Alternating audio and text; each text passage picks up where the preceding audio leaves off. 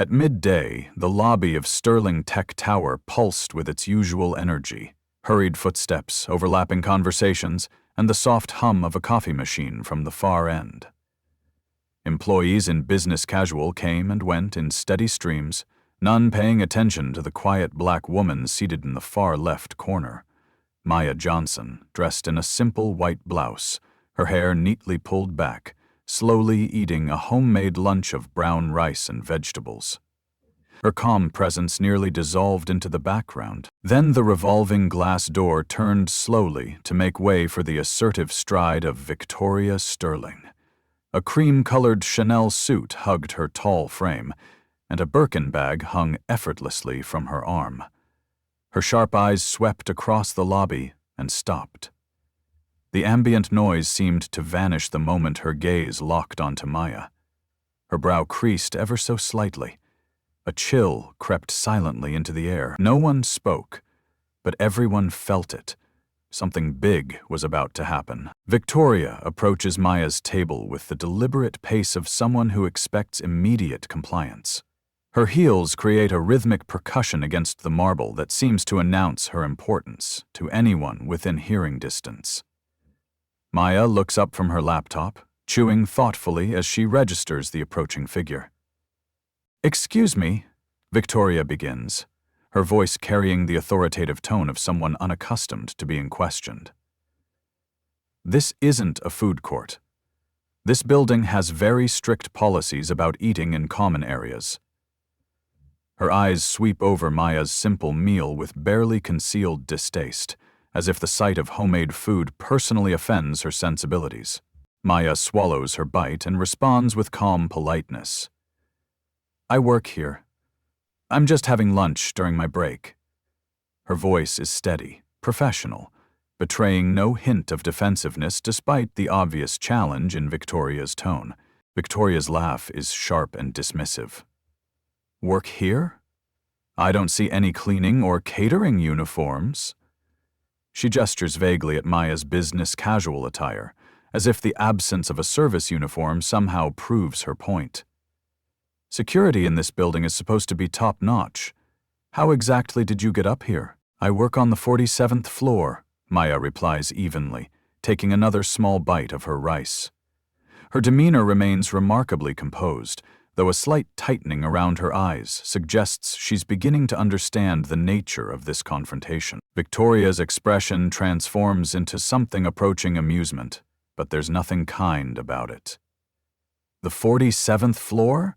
That's executive territory. You must be confused about which floor you're supposed to be on. Perhaps you meant the basement level?"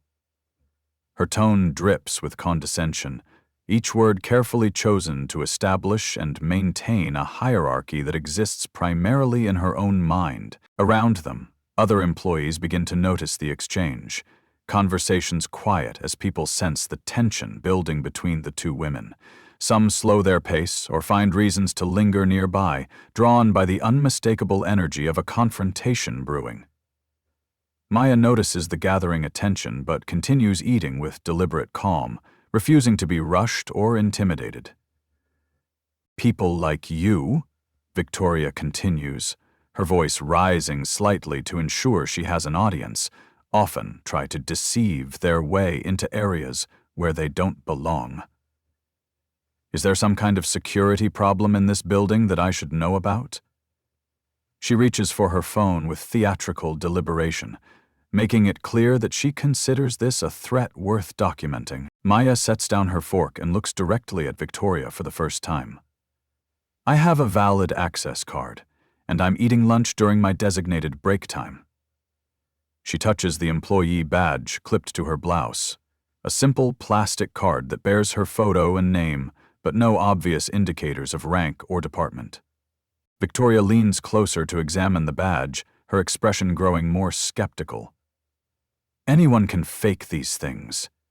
I think I need to call my husband. He's the CEO of this company and he'll want to know about unauthorized people wandering around his building." She begins scrolling through her phone contacts with exaggerated purpose. The tension in the lobby grows palpable as Victoria starts recording video. "I'm documenting what appears to be a security breach in our building," she announces, pointing her phone directly at Maya. Someone who clearly doesn't belong here is refusing to leave when asked politely. Maya feels the weight of being recorded without her consent, the violation of having her private lunch break turned into someone else's public performance. Her jaw tightens almost imperceptibly, the first crack in her composed facade. Though she maintains her dignity, even as she recognizes the dangerous territory this confrontation is entering, Victoria summons building security with the imperious wave of someone accustomed to immediate service. "I need this person escorted out immediately," she declares to the approaching guards. She's trespassing and refusing to leave when asked. Her voice carries across the lobby, ensuring that her perceived authority is established for everyone present. James Murphy, a 50-year-old black security supervisor with 20 years of experience in the building, leads the small team that responds to Victoria's call. His weathered face shows the careful neutrality of someone who has navigated countless workplace conflicts. But there's something in his eyes when he looks at Maya. A flicker of recognition that he quickly suppresses. Maya's mind drifts momentarily to memories that feel simultaneously distant and immediate. She remembers being the only black girl in her computer science classes at MIT, working 18-hour days in a cramped apartment while building her first AI prototype. Facing venture capitalists who questioned whether someone like her could really understand the tech industry, she thinks of the promise she made to herself during those grueling early years, that if she ever had the power to create change, she would build something different, something better, something fair. The flashback lasts only seconds, but it steels her resolve. She has fought too hard and come too far to be diminished by someone else's prejudices, regardless of who that person thinks they are. "Mrs. James begins carefully, clearly recognizing Maya but uncertain how to proceed, given Victoria's aggressive stance and obvious expectation of immediate compliance. Victoria cuts him off with sharp impatience. "There's nothing to discuss. This person doesn't belong here, and I want her removed now." She films the security team's response, narrating for her audience. "As you can see, even when security arrives, this individual shows no intention of leaving voluntarily." Sarah Chen, a 25-year-old Asian woman who works as an executive assistant on the 47th floor, emerges from the elevator bank carrying several file folders. She immediately recognizes Maya and feels her heart sink as she takes in the scene unfolding in the lobby. Sarah wants desperately to intervene, to clarify the massive misunderstanding she's witnessing, but Victoria's aggressive demeanor and her obvious assumption of authority make Sarah hesitate. "Excuse me," Sarah begins, tentatively, approaching the group with visible nervousness. "I think there might be some kind of mistake here." Victoria whirls on her with surprising viciousness. "And who exactly are you? Another accomplice?" Her accusation is so unexpected and baseless that Sarah actually steps backward, clutching her folders to her chest like a shield. The lobby has filled with onlookers now, employees who have never seen such a public confrontation in their workplace. Some film with their phones, while others whisper among themselves, trying to piece together what's happening. The energy in the room grows increasingly uncomfortable as people sense they're witnessing something that goes beyond a simple misunderstanding. Victoria seems to feed off the attention, her voice growing louder and more authoritative. "I will personally ensure that anyone who protects or enables this security breach will be terminated immediately." Her threat hangs in the air like a physical presence, causing several employees to look away uncomfortably. James exchanges a meaningful glance with Sarah, both of them clearly wanting to speak, but constrained by the complexity of the situation and Victoria's obvious expectation that her word carries absolute authority. Maya watches this interplay with growing interest, recognizing the fear and hesitation that her mere presence seems to inspire in Victoria. Maya decides to remain silent for now, curious to see exactly how far Victoria will push this confrontation before reality intervenes. There's something fascinating about watching someone reveal their true character so completely, so publicly, without any awareness of the consequences that are building around them. If you people can't handle a simple security issue, Victoria continues, her voice rising to ensure maximum audience participation, then I'll have to call the police and report someone threatening the wife of the CEO. Victoria's attention suddenly focuses on Maya's MacBook Pro, its sleek aluminum surface reflecting the lobby's bright lights. Her eyes narrow as she processes what she's seeing, and a look of triumphant satisfaction spreads across her face, like someone who has just solved a puzzle that's been bothering them. Aha! Victoria exclaims loudly, pointing dramatically at the laptop. Now I understand what's really happening here. That's stolen property. Her voice carries across the lobby with the authority of someone who believes they've uncovered a major crime. There's no way someone like you could afford a MacBook Pro like that. You've stolen it from one of the offices upstairs. Maya looks down at her laptop, then back at Victoria with an expression of calm disbelief. This is my personal laptop. I was working during my lunch break. Her voice remains steady, but there's a new edge to it. The first sign that her patience might have limits. Victoria's laugh is sharp and derisive. Your laptop? Please. Do you have any idea how much those cost? That's the latest model, probably worth $3,000 or more. You expect me to believe that you legitimately purchased that? She begins live streaming on her social media accounts, her voice taking on the performative quality of someone who knows they have an audience. Everyone, you need to see this, Victoria announces to her phone camera, making sure to capture both Maya and the laptop in the frame. I'm literally watching a theft in progress at my husband's company. This person not only doesn't belong here, but she's stolen expensive equipment and is trying to pass it off as her own. James Murphy makes another attempt to intervene, his voice careful and diplomatic. Mrs. Sterling, perhaps we should take a step back and verify some information before making any accusations. His years of experience in security have taught him the importance of de-escalation. But Victoria seems determined to escalate at every opportunity. Victoria turns on him with surprising fury. Are you seriously defending a thief right now? I'm going to report this conversation to Marcus immediately. He needs to know that his security team protects criminals instead of doing their jobs. She dials her husband's number with theatrical flourish, making sure everyone can see she has direct access to the highest levels of company leadership. The situation reaches a new level of absurdity when Victoria demands that Maya unlock the laptop to prove ownership. If that's really your computer, then you should be able to log in right now. Show us your desktop, your files. Prove that this isn't stolen property. Her challenge seems reasonable to some of the onlookers, but Maya recognizes it as an impossible trap. I'm not going to compromise my work security by unlocking my computer for a stranger, Maya responds quietly. Her refusal to comply with Victoria's demands only seems to confirm Victoria's suspicions in the minds of some observers. Victoria calls her husband on speakerphone, ensuring maximum drama and audience participation. Marcus, honey, I'm in the lobby and I've caught someone stealing company property. She has a laptop that obviously doesn't belong to her, and she's refusing to cooperate with security. Her voice carries the satisfaction of someone who believes they're performing a public service. Marcus Sterling's voice comes through the phone speaker, distracted and hurried. Victoria, I'm in the middle of a crucial board meeting. Can you handle this situation?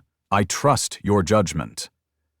The brief conversation seems to validate Victoria's authority in the eyes of the growing crowd. Armed with what she perceives as executive authorization, Victoria becomes even more aggressive. Now you'll see what happens when you try to steal from Sterling Tech, she declares, moving closer to Maya with obvious intent to escalate the confrontation further. Victoria begins recording close-up video of Maya's face while providing running commentary for her social media audience. This is what a corporate thief looks like. Remember this face. Because she thought she could walk into our building and steal our property without consequences. The violation of filming someone without consent in such an aggressive manner crosses yet another line in an already problematic situation. Maya feels the weight of being turned into someone else's content, of having her dignity stripped away for the entertainment of strangers on the internet. For the first time, her composed expression shows a flash of something harder, more resolute. The slight tightening around her eyes suggests that Victoria may finally be pushing against boundaries that Maya isn't willing to let her cross. Victoria retrieves a bottle of Coca-Cola from a nearby vending machine, her movements deliberate and theatrical as she approaches Maya's table. The plastic bottle sweats with condensation in her grip, and there's something ominous about the way she holds it, like a weapon waiting to be deployed. "If you won't admit to stealing that laptop," Victoria declares, her voice carrying across the increasingly crowded lobby, "then maybe you need a different kind of lesson about respecting other people's property."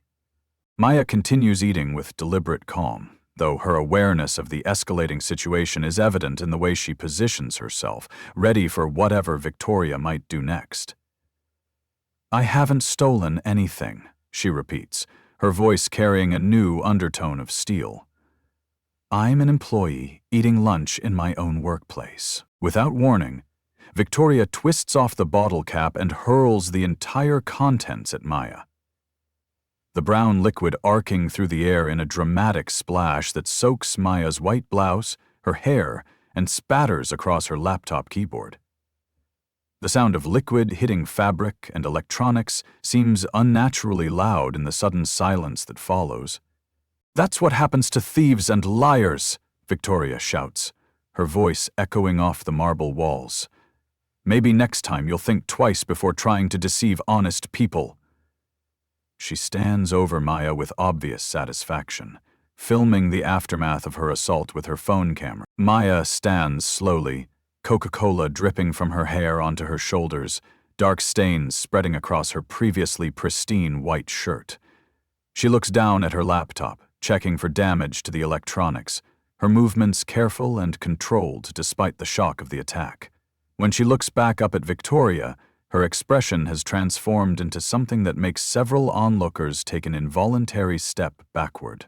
Victoria continues her live stream commentary, completely oblivious to the change in Maya's demeanor. You can see how she's not even reacting normally to being caught red-handed. This just proves that she's a professional criminal who's used to this kind of situation. Her social media feed explodes with comments and shares, the hashtag #ThiefCaught beginning to trend as viewers spread the video across platforms. James Murphy finally reaches his breaking point. "Mrs. Sterling, I really think we need to step back and reconsider what's happening here." His voice carries decades of experience dealing with workplace conflicts, but Victoria cuts him off with vicious dismissal. "You're fired!" Victoria snaps, pointing at James with dramatic authority. "I don't need security guards who protect criminals instead of doing their jobs. Marcus will hear about your incompetence immediately." Her threat silences James, who steps back with obvious frustration at being unable to prevent what he can see as a massive injustice unfolding. Sarah Chen, still clutching her file folders, tries to send a discreet text message to the executive floor, but Victoria notices the movement and snatches the phone from her hands. "What are you doing? Alerting your accomplices?" Victoria's paranoia has reached new heights as she imagines conspiracy everywhere. She throws Sarah's phone to the marble floor, where it shatters with a sharp crack that makes several onlookers flinch. "There's obviously an entire network of thieves working in this building," Victoria announces to her live stream audience. "This goes much deeper than I initially thought." Victoria calls her husband again, her voice rising to near hysteria. "Marcus, this is much worse than I told you. There's an entire criminal organization operating in your building. They're coordinating with each other and threatening me when I try to expose them." Her words paint a picture of vast conspiracy that exists only in her imagination. Maya speaks for the first time since the attack, her voice carrying a cold authority that cuts through Victoria's dramatics like a blade. "You've gone too far." The simple statement somehow carries more weight than all of Victoria's shouting, causing the lobby to fall silent as people strain to hear what will happen next. Victoria laughs with manic satisfaction. "Are you threatening me now? Everyone heard that. This thief is now threatening violence against the CO's wife." She turns to the crowd, as if they're jury members who need to witness her victimization. Maya wipes Coca-Cola from her laptop screen with methodical precision, her movements suggesting someone who is done being patient, done being understanding, done allowing someone else to control the narrative of this encounter. "You want to search my belongings?" Maya asks quietly. "You want to violate my privacy and my dignity for your entertainment?" Victoria interprets Maya's calm as weakness and decides to push further. She reaches for Maya's purse, clearly intending to rifle through it on camera to find additional evidence of theft. "I guarantee there's more stolen property in here. Let's see what else you've taken from our building." Maya catches Victoria's wrist with surprising speed and strength, her grip firm enough to stop the invasion but controlled enough to avoid causing actual harm. "Don't touch my personal belongings," she says quietly, her voice carrying absolute finality. Victoria jerks backward dramatically, nearly losing her balance as she throws herself away from Maya's touch. "She's attacking me!" Victoria screams, her voice cracking with manufactured terror. "Everyone saw it. This criminal just assaulted me." She staggers backward as if she's been grievously injured, her performance so over the top that some onlookers begin to look skeptical. Victoria's livestream audience has grown to thousands of viewers, the comments section exploding with outrage based on the carefully curated narrative she's constructed. But Maya notices something else in the crowd. People who work in the building. People who might know more than Victoria realizes. People whose expressions suggest they're beginning to question what they're really witnessing. Maya looks around the circle of faces surrounding her. Some hostile, some curious, some beginning to show signs of doubt about Victoria's version of events. She makes a decision that will change everything. It's time to end this performance, but not in the way Victoria expects. The executive elevator chimes softly, and Maya allows herself the smallest hint of a smile. Dr. Amanda Rodriguez emerges from the executive elevator with the confident stride of someone accustomed to commanding rooms full of brilliant minds. At 45, she carries herself with the natural authority that comes from years of breaking barriers in male-dominated tech spaces. Her tailored navy suit and the way other employees instinctively defer to her presence mark her as someone significant in the company hierarchy. Dr. Rodriguez takes in the scene with sharp intelligence. Maya standing in soaked clothing, Victoria wielding her phone like a weapon, the crowd of employees watching with uncomfortable fascination. Her expression shifts from confusion to concern, to something approaching horror as she processes what she's witnessing.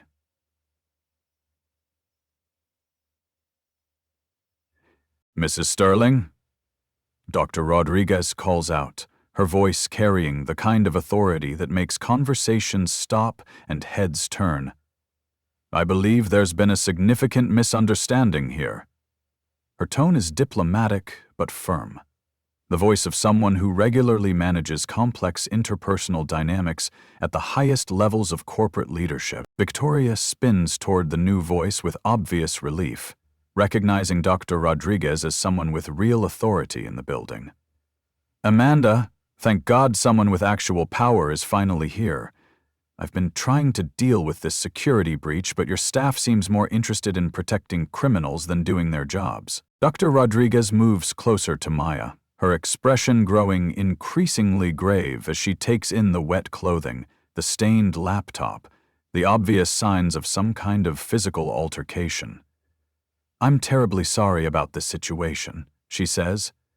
Though her words seem directed more at Maya than at Victoria, Victoria waves dismissively, missing the significance of Dr. Rodriguez's apologetic tone. "Don't apologize to her, Amanda. You should be thanking me for catching this thief before she could escape with more stolen property." Victoria gestures dramatically at Maya's laptop, as if presenting evidence in a courtroom. Dr. Rodriguez takes a deep breath, clearly choosing her words carefully. "Mrs. Sterling, I need to inform you that you've just physically attacked the chief executive officer of this company." Her words fall into the sudden silence like stones dropped into still water, creating ripples of shock that spread through the crowd. Victoria's expression freezes, her live stream still running as thousands of viewers witness her moment of dawning comprehension. "That's not funny, Amanda. I know who the CEO is. It's Marcus, my husband." Her voice carries less certainty than her words suggest, as if she's trying to convince herself as much as anyone else.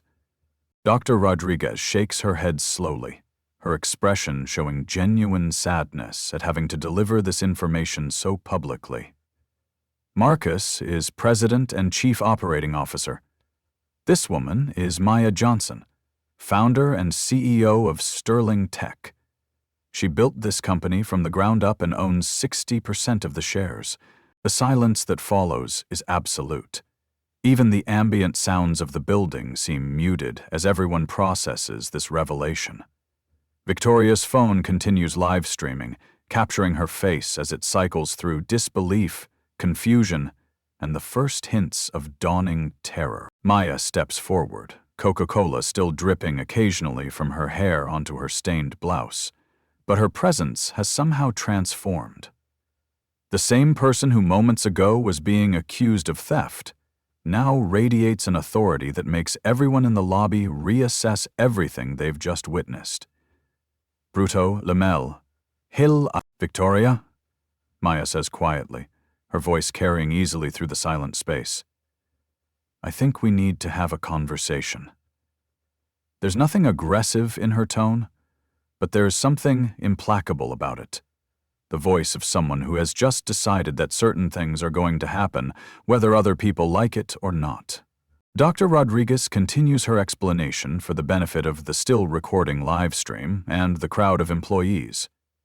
Maya Johnson founded Sterling Tech in 2018 after developing breakthrough AI algorithms during her time at MIT.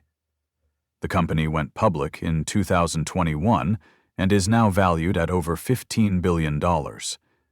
Marcus was hired as president in 2022 when the company expanded its operations. Victoria's phone shakes in her hands as she struggles to process this information. But Marcus always said he was the CEO. Her voice has become small, uncertain, the arrogance completely drained out of it. Maya allows herself the first genuine smile she's shown since this encounter began. "Marcus is president, in charge of daily operations. He reports directly to me." Her tone is gentle but firm, like a teacher correcting a particularly persistent misconception. Sarah Chen, emboldened by the shifting power dynamics, finally finds her voice. "I tried to warn someone on 47, she says quietly, gesturing toward her shattered phone. "I sent messages to executive assistants, but—" She trails off, looking at Victoria with something approaching accusation. Maya nods at Sarah with genuine warmth. "Thank you for trying, Sarah. I appreciate your efforts to prevent this situation from escalating." Her acknowledgement of Sarah's attempted intervention serves as a subtle indictment of Victoria's aggressive prevention of any fact-checking.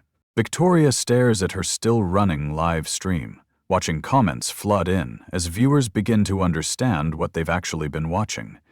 The hashtag has evolved from thief caught to something much less flattering to Victoria herself. "The video, oh God, the video is everywhere," she whispers, the full implications of her public humiliation beginning to dawn on her. Dr. Rodriguez provides additional context that makes Victoria's situation even worse. Maya has intentionally maintained a low public profile to focus on product development, rather than personal publicity. Very few people outside the company know what she looks like, which is her personal choice and her right. Maya moves closer to Victoria, not threateningly, but with the calm confidence of someone who no longer needs to prove anything to anyone. Victoria, I stayed quiet because I wanted to understand who you really are when you think no one important is watching. Now I know. Her words carry the weight of judgment rendered after careful consideration. James Murphy finally feels safe enough to speak. I tried to suggest there might be a misunderstanding, but... He doesn't finish the sentence. But everyone understands what he's not saying. About Victoria's threats and aggression toward anyone who tried to introduce facts into her narrative. Maya looks around the crowd of employees, many of whom are still filming, many of whom work for her company and have just witnessed their CEO being physically attacked and publicly humiliated by someone with no authority to do any of those things. The moment has become much larger than a simple misunderstanding. It's become a teaching moment about power, respect, and consequences. Maya retrieves her phone with deliberate calm, her movements precise despite the sticky residue of Coca-Cola on her hands. She dials a number that appears in her contacts as CEO Office, Executive Assistant, and the name on the screen is visible to several nearby onlookers who recognize the significance of those words. "Linda," Maya says into the phone, her voice carrying the natural authority of someone accustomed to having their requests fulfilled immediately. "Please have Marcus come down to the lobby right away.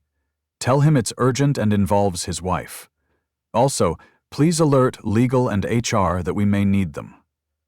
She ends the call and looks directly at Victoria, who has gone pale beneath her expensive makeup. Victoria attempts to salvage the situation with increasingly desperate apologies. "Maya, Mrs. Johnson, I had no idea. Marcus never told me." Her voice cracks as she realizes that her husband's omission about her identity doesn't excuse assault, theft accusations, or racial profiling. Maya shakes her head slowly, drops of Coca-Cola still occasionally falling from her hair. "Victoria, you had multiple opportunities to stop. When I told you I worked here, when James tried to intervene, when Sarah attempted to provide information. Instead, you chose to escalate at every turn." Her voice remains calm, but each word lands with precision. The elevator opens and Marcus Sterling emerges, his expensive suit and hurried expression marking him as someone who has been pulled away from something important. When he sees his wife and Maya facing each other, with Maya's obviously stained clothing and the crowd of employees filming everything, his face goes through a rapid transformation of expressions, ending in what can only be described as horror. "Oh my God, Victoria, what have you done?" Marcus's voice carries across the lobby with the weight of someone who immediately understands the magnitude of the disaster he's looking at. He moves quickly toward Maya, his concern obvious. "Maya, I am so incredibly sorry. Are you hurt?" Victoria reaches for her husband's arm with desperate familiarity. "Marcus, you never told me she was the CEO. You always said you were the CEO." Her voice has become high and defensive, the sound of someone trying to shift blame for their own actions. Marcus runs his hands through his hair, a gesture of extreme stress. "Victoria, I never said I was the CEO. I said I was a CEO. Chief Executive Officer of Operations. There's a difference, and more importantly, it doesn't matter who Maya is, you can't treat people this way, regardless of their position." Dr. Rodriguez holds up her phone showing the livestream statistics. The video has been viewed over 800,000 times in the last 30 minutes. It's trending on multiple platforms under several different hashtags. Victoria looks at the numbers with growing panic, realizing that her behavior has been broadcast to nearly 1 million people. Maya gestures to her laptop, still sticky with cola residue. This computer contains proprietary algorithms worth millions of dollars in intellectual property. Your wife could have destroyed months of research and development work. Her words make Marcus close his eyes in apparent pain as he calculates the potential consequences. Victoria drops to her knees dramatically, her expensive suit crumpling as she begs. "Please, Maya. I'll do anything. I'll make a public apology. I'll donate money to charity. Please, don't destroy my marriage." Her desperate pleading is captured by multiple cameras and live streams, adding another layer of public humiliation to her situation. Marcus looks down at his wife with something approaching disgust. "Victoria, Maya didn't destroy anything. You did this. You made these choices. You attacked someone, made false accusations, and broadcast it all to the world."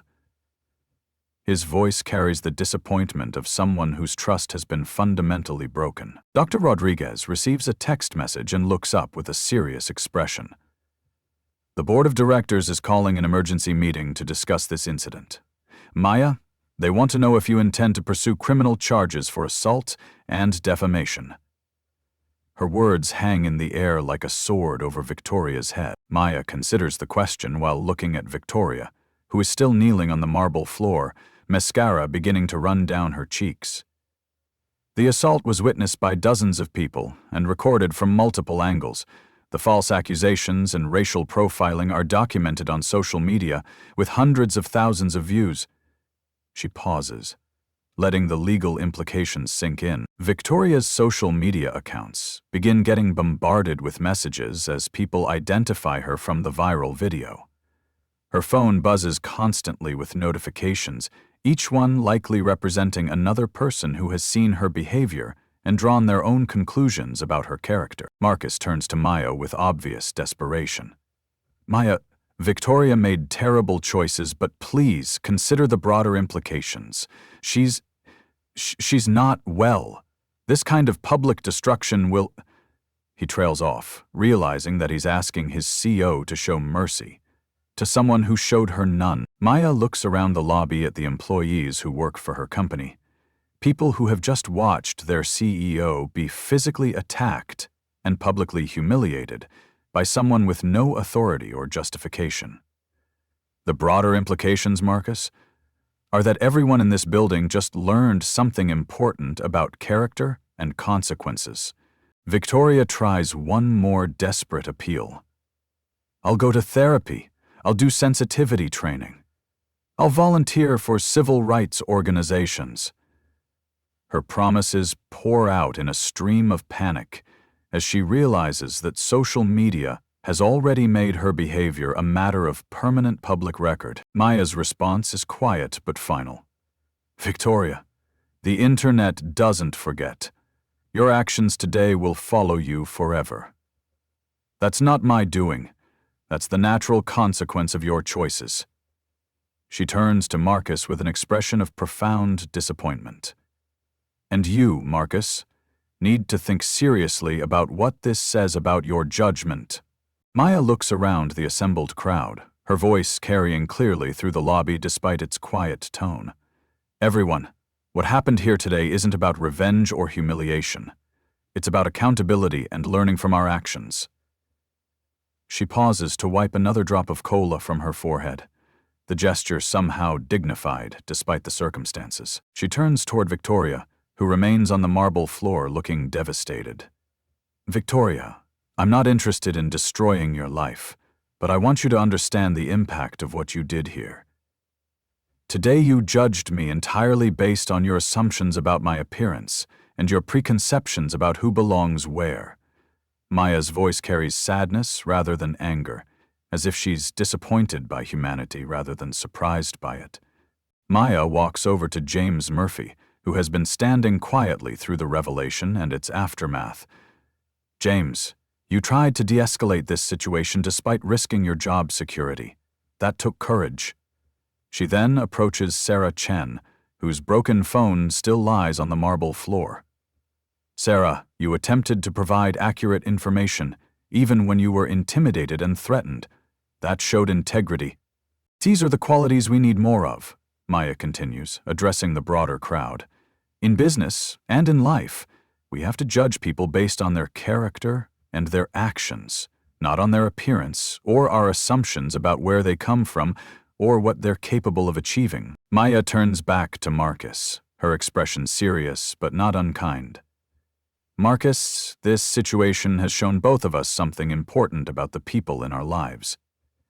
Leadership means setting examples, whether we're at work or at home. The way we treat others when we think nobody important is watching reveals who we really are. Victoria, Maya says, directing her attention to the woman who attacked her, I won't be pressing criminal charges, but I expect you to use this experience as an opportunity for genuine growth. You have a platform now. Unfortunately, it's one built on your mistakes. But you can choose to use it responsibly moving forward. Dr. Rodriguez adds context for those still filming and for the social media audience. Maya has donated over $50 million to diversity and inclusion programs across the tech industry. She doesn't just talk about making change, she invests in it. Maya waves off the praise with obvious discomfort, clearly uncomfortable with public attention to her charitable work. Maya addresses the cameras directly, knowing that her words will reach far beyond the people physically present in the lobby. To everyone watching this, remember that respect is earned through our actions, not demanded through our positions or connections. Real power lies in lifting others up, not in tearing them down for our own entertainment. She gestures around the gleaming lobby of the company she built. Sterling Tech was founded on principles of innovation and inclusion. Today's incident reminds all of us that we still have work to do, both as a company and as a society. But that work starts with how we treat each other in our daily interactions. Maya concludes her remarks by looking directly into the nearest camera. Change doesn't happen through grand gestures or viral moments. It happens through consistent choices to treat every person with dignity, regardless of who we think they are or what we assume about their circumstances. That's not just good business, it's basic humanity. Maya smiles directly into the cameras, her expression warm despite the cola stains still visible on her clothing. To everyone who has watched what happened here today, you've witnessed an important lesson about assumptions and consequences. Sometimes life teaches us these lessons in ways we never expected. If you've ever been judged unfairly because of how you look or where someone thinks you belong, let this be a reminder that your worth isn't defined by other people's prejudices. Keep building, keep growing, keep proving them wrong through your excellence. Maya's voice carries the encouragement of someone who has walked that difficult path herself. Maya picks up her laptop and examines it with mock seriousness. And to those of you who might be thinking twice before treating others poorly, remember, you never know who you're really talking to. That ordinary person might be your future boss, your next business partner, or simply someone who deserves basic human respect. She winks at the camera with playful timing. Dr. Rodriguez laughs despite the seriousness of the situation. Maya, I think we need to update our security protocols. Maya nods thoughtfully. Absolutely. And maybe some sensitivity training for all employee family members. Her suggestion carries both humor and genuine consideration for preventing future incidents. Leave a comment if you believe in treating everyone with dignity, regardless of their position. Share this if you think respect should be universal. And remember, stay humble, stay curious, and always carry yourself with grace no matter who you are or who you think other people are. Maya's words carry the authority of experience and the wisdom of someone who has earned her success. Maya waves to the cameras with genuine warmth. Until next time, this is Maya Johnson reminding you that character is revealed not when we're successful, but in how we treat others when we think nobody important is watching. Thank you for joining us for this unexpected lesson in workplace dynamics. Her closing carries both humor and gravitas, acknowledging the absurdity of the situation while emphasizing its deeper implication. The lobby slowly begins to empty as employees return to their work, but the conversations continue, and the phones keep recording, ensuring that the lessons of this confrontation will reach far beyond the marble walls of Sterling Tech Tower.